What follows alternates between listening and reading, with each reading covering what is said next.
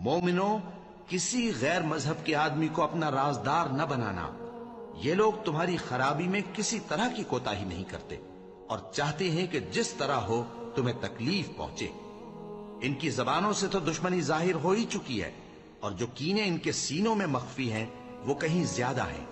اگر تم عقل رکھتے ہو تو ہم نے تم کو اپنی آیتیں کھول کھول کر سنا دی ہیں۔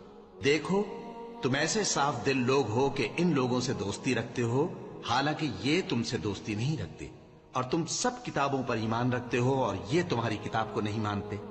اور جب تم سے ملتے ہیں تو کہتے ہیں ہم ایمان لے آئے ہیں، اور جب تنہا ہوتے ہیں تو تم پر غصے کے سبب انگلیاں کاٹ کاٹ کھاتی ہیں۔ ان سے کہہ دو کہ اپنے غصے میں مر جاؤ، اللہ تمہارے دلوں کی باتوں سے خوب واقف ہے۔ اگر تمہیں آسودگی حاصل ہو تو ان کو بری لگتی ہے، اور اگر تمہیں رنج پہنچے تو خوش ہوتی ہے۔